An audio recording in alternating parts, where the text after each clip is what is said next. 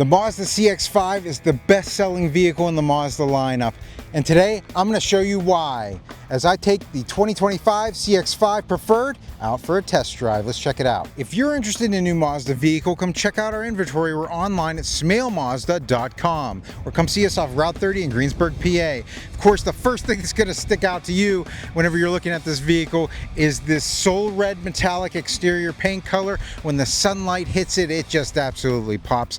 This is the whole reason why I picked this vehicle, because I love this color. This is my favorite red out there on the road, and Mazda does it so differently than anybody else.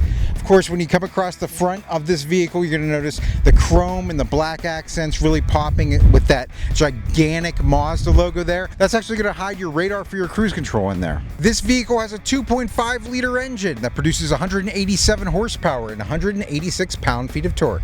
This has 17-inch alloy wheels, and those are actually like a lighter graphite color that really stick out in the sunlight here. It has a 60-month, 60,000-mile powertrain warranty. It has a 36-month, 36,000-mile new vehicle limited warranty and 24-hour roadside assistance. This vehicle also has keyless entry. If I have the key fob on me and press that button, it's going to unlock the door, and if I press it again, it'll lock it. Coming around the back of the vehicle, you notice the dual exhaust. Of course, the CX-5 and the all-wheel drive logo on the left-hand side. So it's a power liftgate, and comes all the way up pretty easily there. One press of the button, and you have a ton of storage back here. Let's see what's underneath here. We have our spare tire and some additional storage underneath there. What's nice is that you can put these seats down. If you flip this switch, for example, it's going to put down the middle section and the left section. The one on the left here is actually going to put down just the middle section.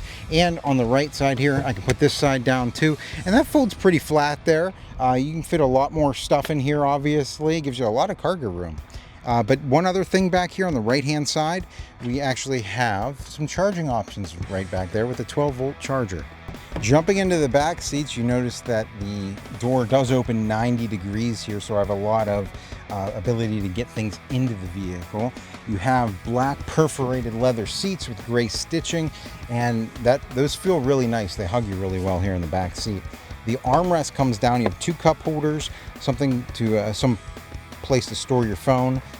You also have two USB-A ports back here so that you can charge your devices. You also have some ventilation. And let's talk about, you have some storage options on the back of these seats here. Let's jump up front. We'll get this thing out on the road and test it out. Sitting in the front seats of the CX-5, that black perforated leather continues up here with the gray stitching. Looks really great. Let me go ahead and start the vehicle up. I'm just going to go ahead and put my foot on the brake, put the engine stop button, push it there, and up we go. We have, it looks like half digital, half analog display there. On the steering wheel here, the ability to adjust the volume and change your radio stations on the left-hand side. You can make phone calls on the left-hand side as well down here, which means that you do also have the Android Auto and Apple CarPlay on this vehicle too. If I look at the right side of the steering wheel, we're seeing that we have the adaptive cruise control as well. So what I'm going to do, we're just going to go ahead and get this thing out on the road and test out some of the driving features. It looks like in the front seats here, we have heated seats too. I'm not going to need that today, that's for sure. It's a really hot one out today. Up front, I don't have a touch screen. This isn't a touch screen up there, but I do have the ability to use the commander controller down below the shifter here to actually change between my entertainment, communications, navigation, settings, all that stuff, as well as Apple CarPlay, Android Auto, and my radio.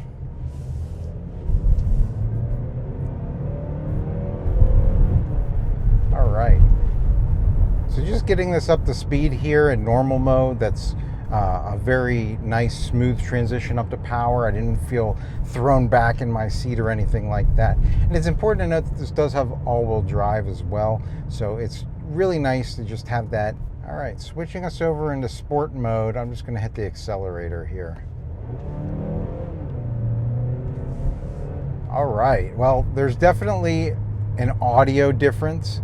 I can hear the engine a lot louder, and I do feel a little more power as those RPMs ramp up there with the engine. It definitely is a sportier feel. And I do feel like my steering tightened up a little bit whenever that happened as well. So it's definitely a nice little difference between that and your normal mode. I'm gonna go ahead and activate the auto hold next. So here we go. I'm just gonna go ahead and come to a complete stop here. And whenever I do that, this vehicle is holding itself here. What makes me take off here is the accelerator. So that will just make it so that whenever you're in stop and go traffic, you can take your foot off of the brake. You don't have to continually press on the brake. And that does relieve you from some of the stress of driving. So I went ahead and set the adaptive cruise control right now. I kicked this up to 50 and it looks like it's keeping us down at around 35 because the bus in front of us has slowed to that speed. Now, if I were to move over into the next lane and there's nobody there, it's going to kick me up to what I have set and let us go on our merry way. Or if that bus slows down more, we'll slow down more. Or if it speeds up, we'll speed up to the speed that I have set. So that's adaptive cruise control for you, and it's a really handy feature to have. We're going to check out the turning radius here at the light. Just going to go ahead and turn the wheel. And that keeps us within the 2 lanes very easily there. There was no, I felt like it was a tight turn, so that's really nice. You're going to notice in my rear view mirror on the left-hand side that I have somebody coming in my blind spot. Whenever that person gets there, there's going to be a little light that comes on. Whenever I turn on my turn signal, it's going to then blink, but even more so, it beeps at me to alert me that somebody was over there. So that's really nice that that is there looking out for me, and there's that audible alert. As I inch over here to the right side of the road, this wheel is actually going to turn and keep me within the lines of the road. So there's actually a little bit of an alert that appears on the dashboard. Let me show you that real quick. So you can see that that actually illuminates the right side of the road and turns my wheel back into the lane. So that's just looking out for you. You might be on a road trip and you might, be driving for a little bit and be getting a little sleepy or whatever the case is, and veer off to the side of the road. But this is going to prevent that from happening. So it's a really nice feature to have. All right, putting this vehicle into reverse. You can see that we do have that wide angle view, just showing me where I'm going behind me. It's very clear. I definitely can see probably about 160 degrees there, but gets me right up against the curb in my parking spot. What do you think of this vehicle? Leave a comment in the comment section below. We'll make sure to get back to you if you have any questions. Until next time, enjoy the ride.